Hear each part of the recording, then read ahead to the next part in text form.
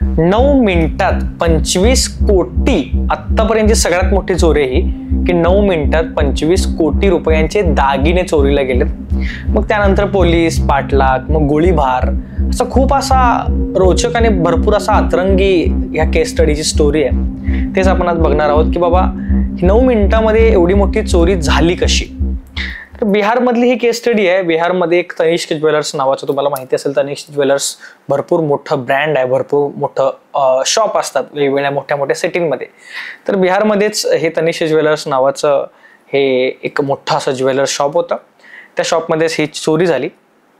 Obviously रविवार नंतर सोमवारचा दिवस जेव्हा येतो, सोमवारी ठरल्याप्रमाणे रोजचं कामकाज असतं. तनिष्क ज्वेलरमध्ये देखील जी लोक काम करत होती, टोटल 25 कर्मचारी त्या तनिष्क ज्वेलरमध्ये काम करत होते.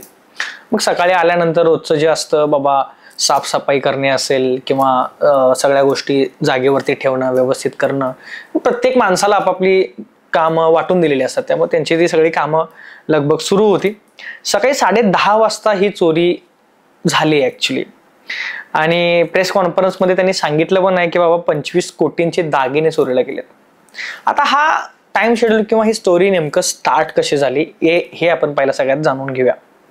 पोलिसांनी जेव्हा FIR केला, नेक्स्ट डेला FIR झाला बाय द वे, 24 तासांनंतर, त्यामध्ये 10 कोटी हे अमाऊंट दिले. म्हणजे 24 तासांमध्ये डायरेक्ट 25 कोटींवरून 10 कोटींच्या वरती कसं आलं तेही आपण या स्टोरीमध्ये पुढे बघणार आहोत. तर ही स्टोरी पूर्ण बघायला विसरू नका. सुरुवात अशी झालेली की मी मगाशी म्हटल्याप्रमाणे की बाबा रविवारी सुट्टी असते, हॉलिडे असते, आणि सोमवारी ठरल्याप्रमाणे सकाळी 8:30च्या दरम्यान सगळे कर्मचारी त्या तनिष्क ज्वेलरमध्ये इन होत असतात. त्याप्रमाणे ते सोमवारी ठरलेल्या टायमिंगला इन झाले. प्रत्येक जण आपापलं व्हेरिफिकेशन वगैरे करतात. आत आल्यानंतर ते व्हेरिफिकेशन वगैरे करून आपापल्या कामाला त्याने सुरुवात केली. मग कोणी स्वतःचं डेस्क असतं ते साफ करत होतं, तर कोणी साफ करणारी कर्मचारी जे असतात, मावशी वगैरे, ते साफसफाईचं काम करत होते. काही लोक आपले ID वगैरे व्यवस्थित करत होते. हे हालाकी हे सगळं CCTV मध्ये आहे बरं का. म्हणजे ही मी स्टोरी तुम्हाला सांगायला लागलो, ही पूर्ण CCTV मध्ये रेकॉर्ड आहे. त्यामुळे मी तुम्हाला भाग आणि भाग सांगायचा ट्राय करतो, तुम्ही ऐका फक्त. मी जे म्हणतोय किंवा जे सांगतोय ते फील करायचा ट्राय करा. तर सकाळी ठरल्याप्रमाणे सोमवारी सगळं व्यवस्थितरित्या सुरू होतं. आता तनिष्क ज्वेलरचं एक गाईडलाईन्स आहे, म्हणजे रूल्स आहेत. प्रत्येक ज्वेलर शॉप आहे, ऑब्व्हियसली ते किराणा मालचं दुकान तर नाही की बाबा तिथं कोणी पण यावं आणि कोणी पण जावं.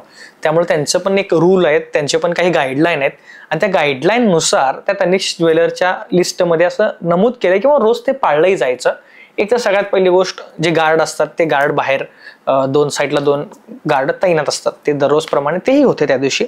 दुसरी गोष्ट म्हणजे तनिष्क ज्वेलरमध्ये त्या आत एंट्री करताना कोणताही मास्क असू दे किंवा हेल्मेट असू दे किंवा बुरखा असू दे किंवा कोणत्याही प्रकारचं मफलर असू दे, ओढणी असू दे, काही आत अलाउड नसतं. आत जाताना तुम्हाला तुमचा चेहरा ओपन ठेवल्याशिवाय एंट्री मिळत नाही. ही सगळ्यात पहिली त्यांची रूल आणि गाईडलाईन मध्ये येतं. दुसरी गोष्ट म्हणजे एकदम 4 लोक, म्हणजे 4 कस्टमर ऍट अ टाइम आत अलाउड नाही आहेत. एका वेळी 4 लोक आत गेलेत तर बाबा ते 4 लोक त्यांचं दागिने खरेदी वगैरे करायचं ते करू देत. ते जेव्हा उठतील तेव्हा पुढची लोक आत जातील, असं त्यांचं एक गाईडलाईन रोजच्या प्रमाणे ठरलेलं असतं. तर ह्यानुसार त्या दिवशी देखील व्यवस्थित सगळं गाईडलाईन सुरू होती.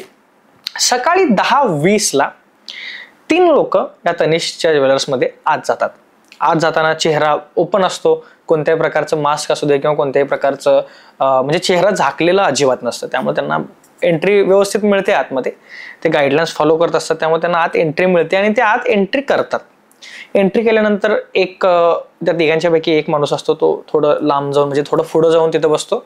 तो कानातली बाली वगैरे असते ती सगळं चेक करत असतो. थोड्या अंतरावरती दुसरा एक मुलगा, म्हणजे तो 3 पैकी दुसरा एक असतो, तो मध्ये बसतो. तो मध्ये बसून दागिने चेक करत असतो. आणि तिसरा जो आहे तो सुरुवातच्या, म्हणजे एंट्री केल्या पहिल्याच काउंटरवरती बसून दागिन्यांचं जरा, म्हणजे काय चालू आहे काय नाही, काय काय दागिने हे सगळं बघत असतो. थोड्या टाइम नंतर अजून 2 लोक त्या गेटमधून आत एंट्री करायचा प्रयत्न करायला लागतात. पण त्यावेळी त्या दोघांच्या चेहऱ्यावरती मास्क असतो, म्हणजे एकट्याने हेल्मेट घातलेलं असतं आणि एकट्याच्या चेहऱ्यावरती मास्क असतो. आता ऑब्व्हियसली त्यांच्या गाईडलाईनच्याही विरुद्ध आहे, त्यामुळं गार्ड लगे अलर्ट होतात. आणि गार्ड अलर्ट झाल्यानंतर ते रायफल काढणार एवढ्यात.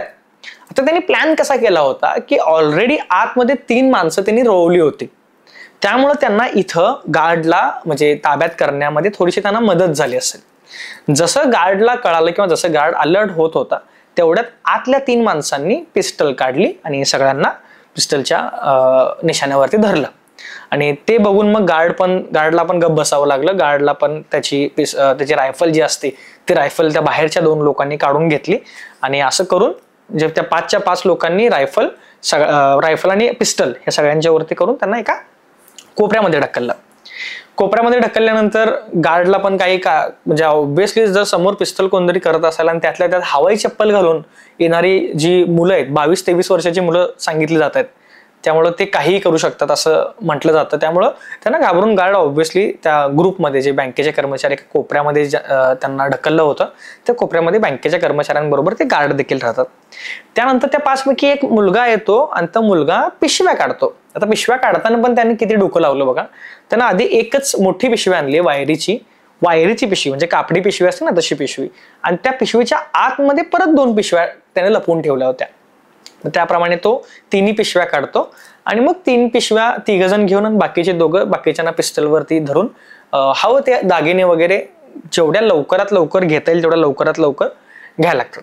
आता यामध्ये स्टाफ मॅनेजर जो आहे त्याची केबिन थोडीशी साईडला असते आणि त्याचाच फायदा घेऊन, कुणाचं लक्ष नसतं त्या स्टाफ मॅनेजरकडे, त्यामुळे त्याचाच फायदा घेऊन स्टाफ मॅनेजर हळूवार उठून बाहेर जाऊन आरडाओरडा करायचा किंवा ऍटलिस्ट दरवाजाच्या समोर उभारून बाहेर रस्त्यावरती एकतरी माणूस दिसेल आणि त्या एकतरी माणसाला हाक मारून आतमध्ये चोरी होते वाचवा असं बोलण्याचा प्रयत्नामध्ये पळायच्या फिराकमध्ये होता.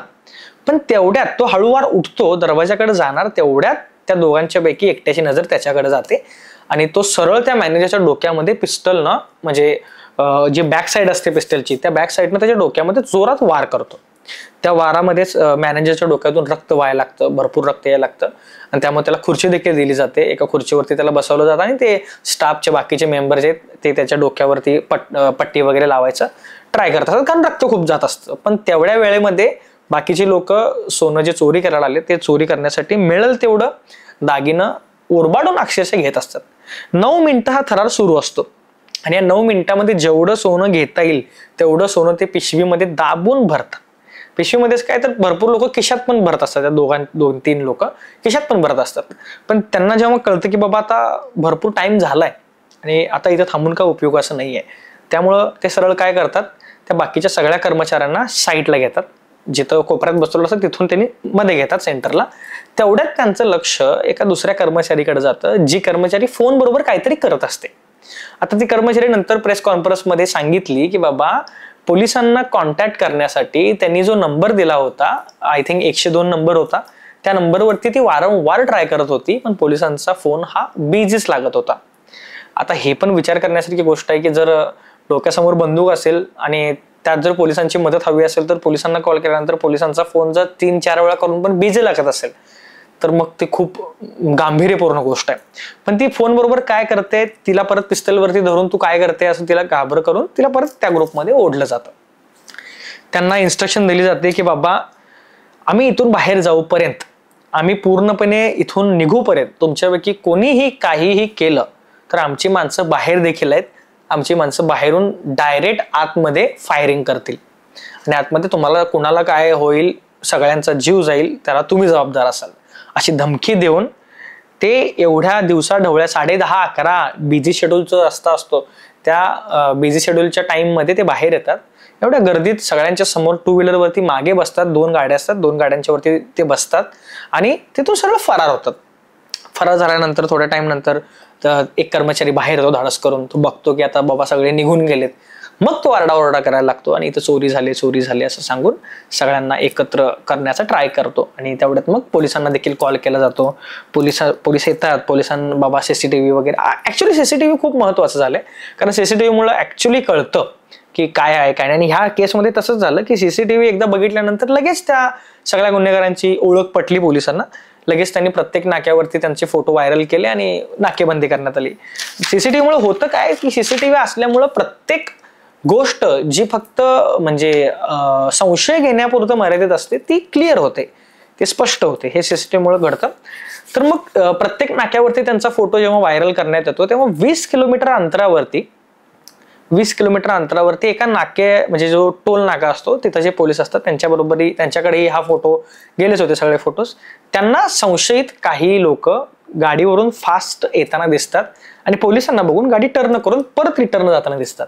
त्यांचा संशय पक्का ठरतो. ते लगेच त्या बाईक स्वारांचा पाठलाग करायला चालू करतात.